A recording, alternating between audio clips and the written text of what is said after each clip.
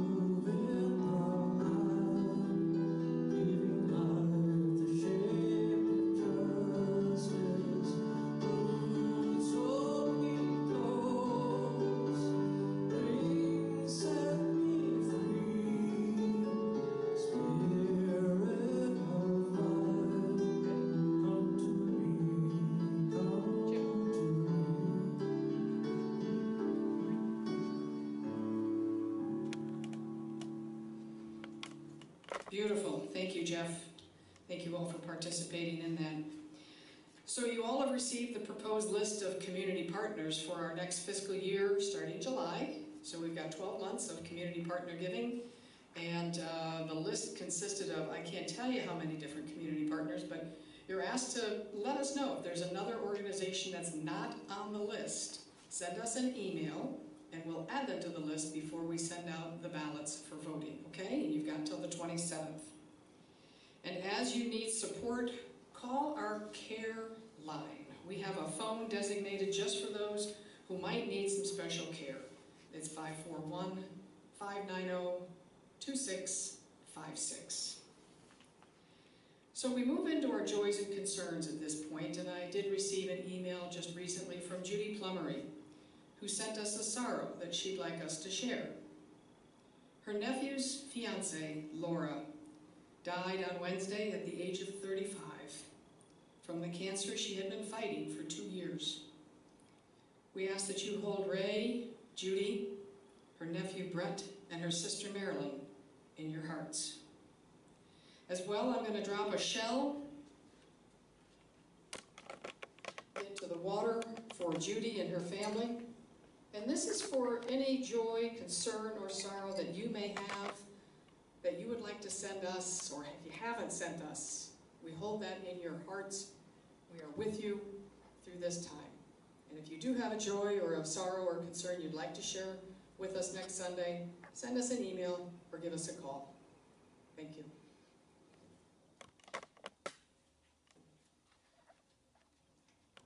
So over the last week, we have been so blessed to receive your many contributions to our fellowship, and you have remembered our friends at Florence Food Share as well. Thank you so much for your generosity of spirit.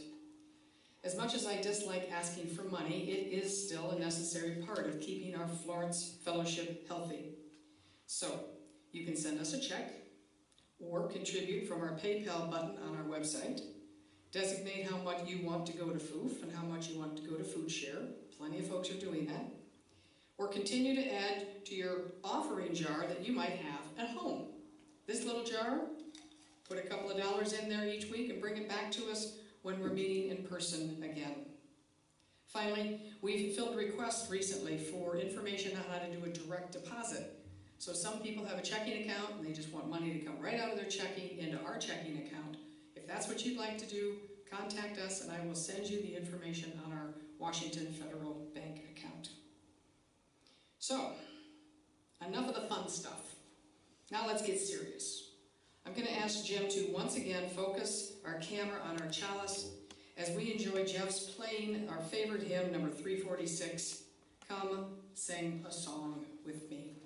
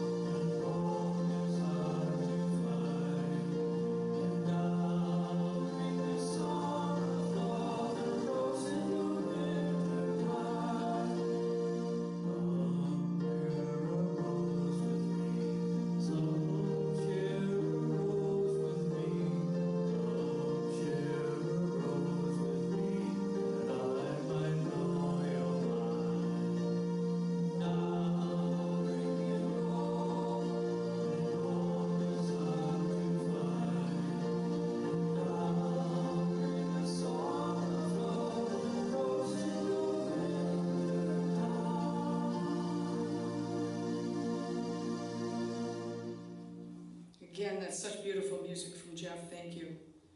Our reading this morning comes from Windows to the Light, page 19, by Lynn Finney. It's perfect for today's message from Kari Gottfried. Unconditional love also includes yourself. Fill your own cup first. As I ring this bell, I encourage you to focus on the flame in front of you, or close your eyes and enjoy this original composition by Jeff Lovejoy titled, Life Goes On.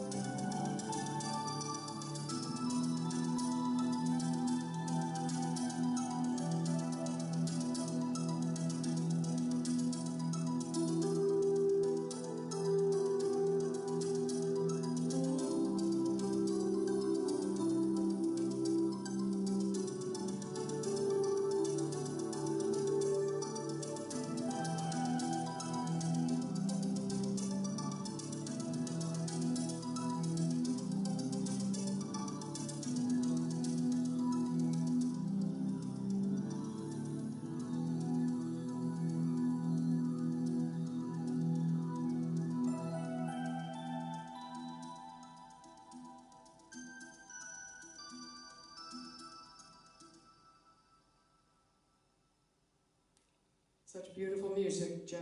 Thank you very, very much. At this time, it's our pleasure to present Kari Gottfried. And as Ray gets this queued up on the TV, again, I invite you to relax and enjoy this wonderful message from our friend Kari Gottfried. Thank you. I'd like to start by sharing with you words by Thorn Coyle. What did you do during the great unraveling? We sent each other images of flowers and baby animals, encouraging one another to take heart. What else? We told stories. We shared food and clean water with those who had none. And we did our best to be human. Hi, and welcome. Whatever time of day it is, wherever you are watching this from, however you are feeling, you are exactly where you're supposed to be. You are welcome in this community. My name is Kari Gottfried. I've spoken at this fellowship twice before, and I'm so happy to be joining you all virtually. In this time of great unraveling, it is spaces and moments like these that help remind us what it means to be human. Now, I wanted to start off with a little story. There is a famous joke about two men, Goldberg and Schwartz, who are on their way to synagogue. They meet a friend along the way and tell him where they are going. The friend is surprised. He says, "Goldberg, you believe in God, you're an observant Jew. I know why you are going to synagogue. But Schwartz, you don't believe in God. Why are you going?" Well, Schwartz responds, "Goldberg goes to synagogue to be with God, and I go to synagogue to be with Goldberg." Now, Goldberg and Schwartz didn't go to synagogue through Zoom, but I think that if they did, Schwartz would still show up. Just another opportunity to make a connection, even if his wasn't with God. So whatever the reasons you find yourself here today, gathering strength from the energy of this community, bringing your broken self to this broken space that together we make whole, I imagine that, like me, there is something that called you here. There is something here that gives you hope. Now, whether you are watching this service to be closer to God, to be reminded of community, or to maintain some routine in our upended lives, whatever it was enough, because you are here. When I was in middle and high school, we lit and extinguished our chalice with the same words every week. We light this chalice to remind us of the journey we all embark upon in our lives. The journey that is the search for truth and meaning as each of us perceives it.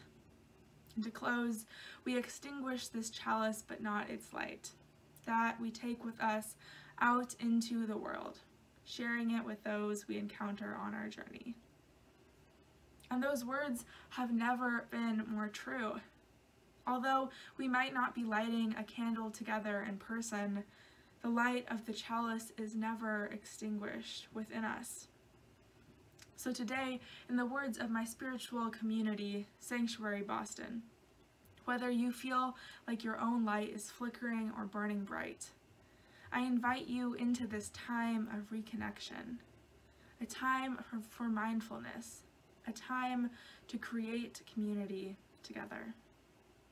You are here and I am here, showing up on the side of love and just compassionate human relations. We are here showing up for our shared humanity. In this time of great unraveling, there are always doubts. Doubts of belonging, doubts of what we really deserve. As I see people struggling around me, I think of all that I have and do not have, all I should be grateful for, and all I have to yearn for. This is a very hard time because of the pandemic, but also the daily pain that inserts itself in our lives. Too often we are pushed apart by anger, fear, jealousy, and prejudice. We don't always make time or space for love. This pandemic has affected all of our lives in many different ways. ways that we may not even know about. For some of us, this is a shocking change, but not a life-altering one. We stay at home, miss out on seeing friends, but life goes on, one day at a time. For others, this means a change, but one that we can manage. For me, it meant moving back to Oregon, unsure of when I'll see my friends again, but safe with my family in a place that I love. And for others still, this disease means the loss of loved ones, fear for our own lives, a complete change to the way of life we were used to.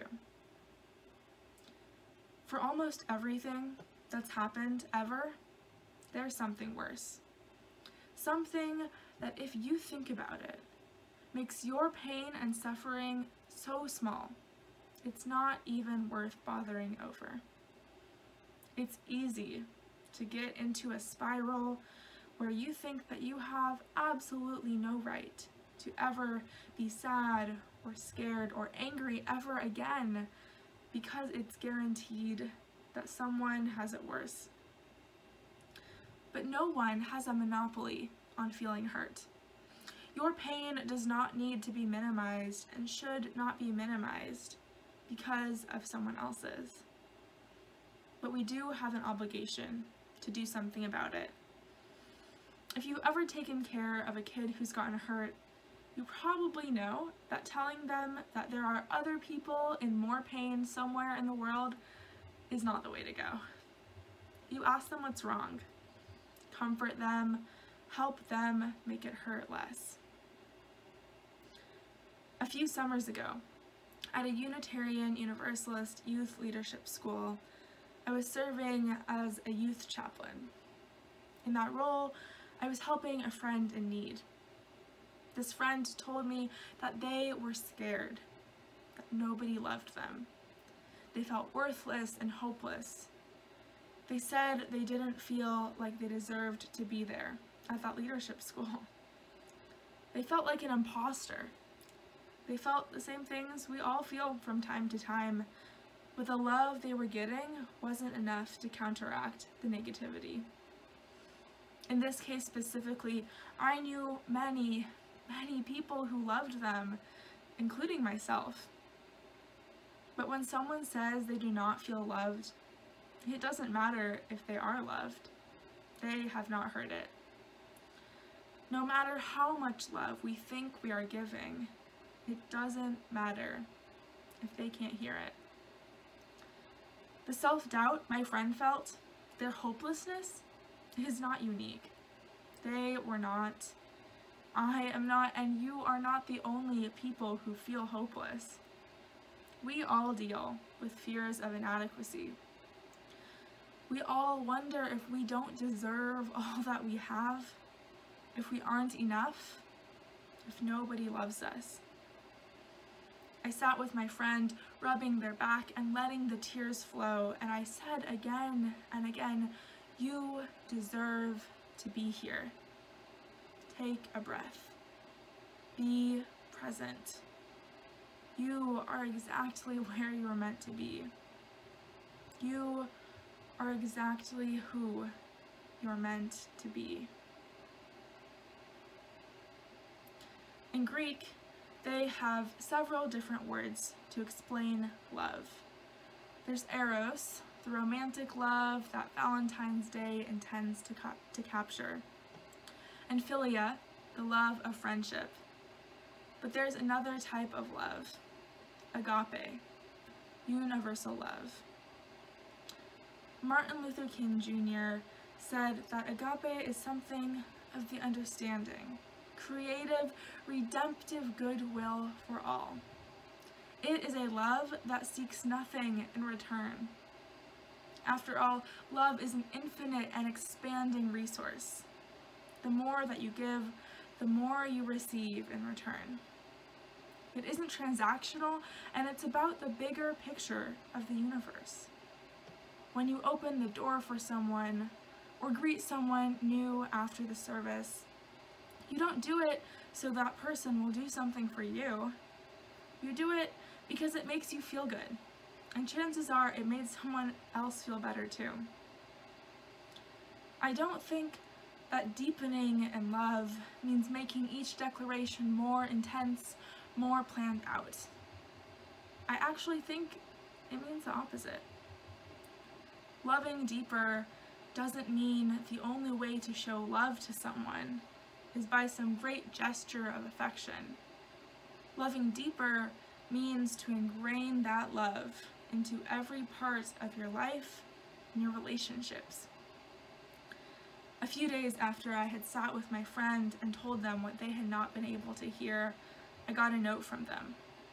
Thank you for loving me louder when I needed it. And I think that's a great way to put it. Loving deeper means loving louder. It means taking that extra step to ensure that the people you love know that you love them. Because we all give and receive love.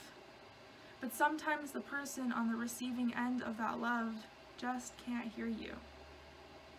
Then you have to be a little louder. You can love someone with all of your heart, but if you keep that love inside your heart and don't share it out loud, it can feel like the world has forgotten them. As Unitarian Universalists, we believe that courageous love can transform the world. Courageous love means loving people loudly. Courageous love is not eros or philia. Courageous love is agape love. It's the love that has been with us through our Universalist roots. The love for everyone and everything that permeates through our lives. It's the love that calls us to be leaders of social change, to side with love and work justice through love. And how can we do that? Well, Krista Tippett, an American journalist and author, is host of the podcast On Being, where she explores what she calls the animating questions at the center of human life. What does it mean to be human, and how do we want to live?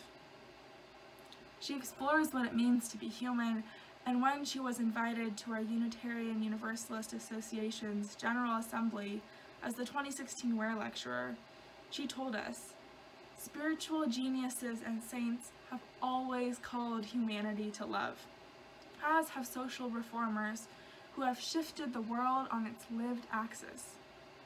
When the civil rights leaders began to force a reckoning with otherness in the 1960s, they did so in the name of love. The political and economic aspirations of this monumental work of social change in living memory grew from an aspiration to create the beloved community." So how do we create beloved community?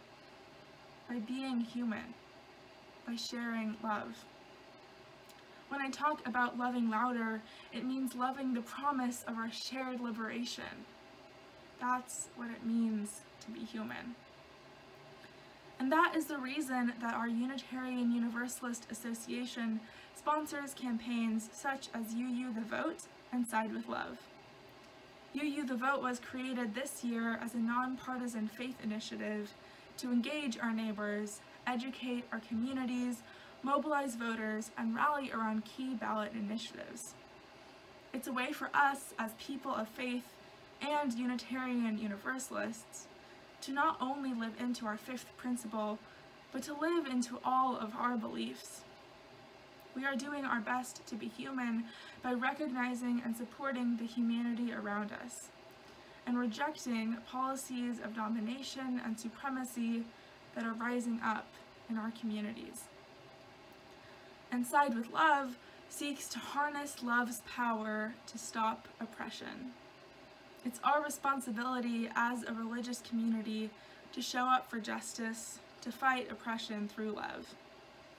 Martin Luther King Jr. had his days in the pulpit, preaching love thy enemy and agape love, but he had his days in the streets too, marching for equality and demanding a change.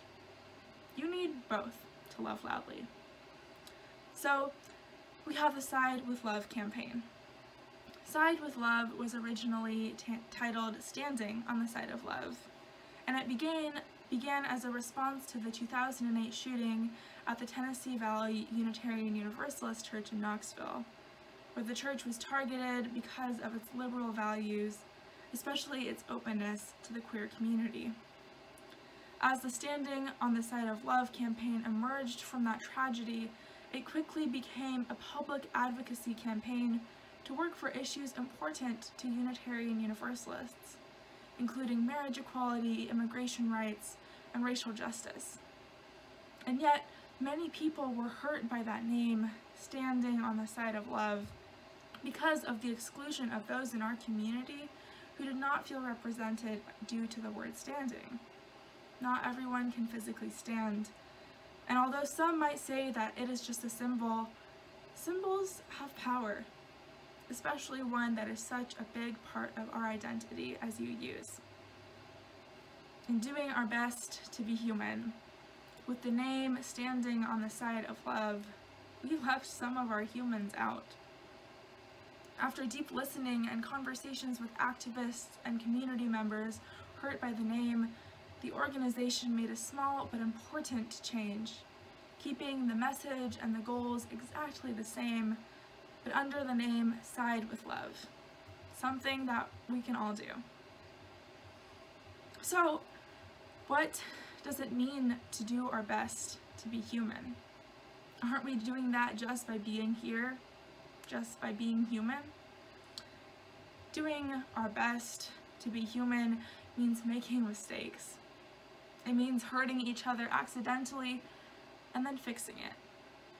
It means telling your friends that you love them when they cannot hear you. It means mobilizing for action and standing up for our shared humanity. Tell people you love them and make sure they can hear you. Show up on the side of love. Be in community.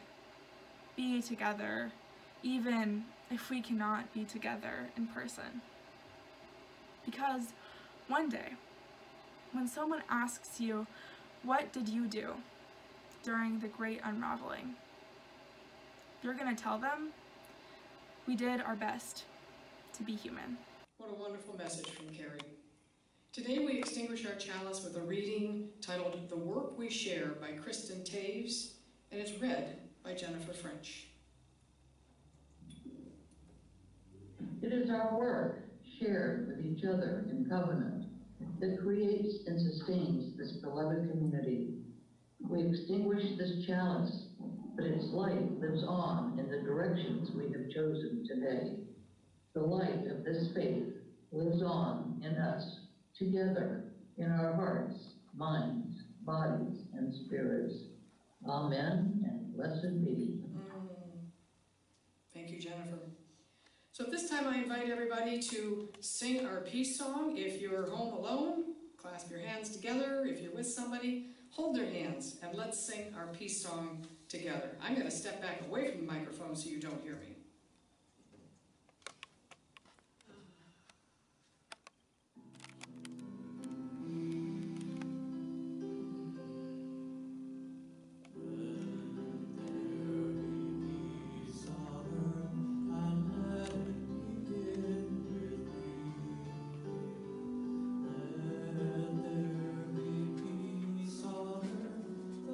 That was meant to be.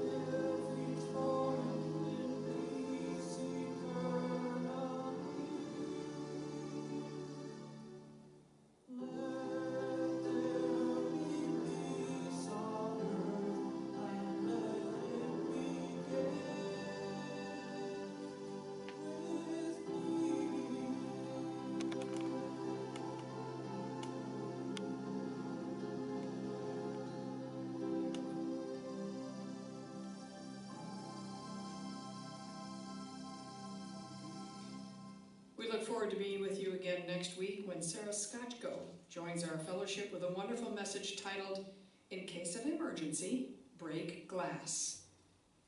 Our closing words come from Reverend Dr. Cynthia Landrum, and it's titled, Be True, Be Well, Be Loving. We leave this virtual community, but we don't leave our connection, our concerns, our care for each other, our service to each other, to the world, and to our faith continues. Until we are together again, friends, be strong, be well, be true, be loving. And as Kari Gottfried reminds us, do your best to be human. See you next week.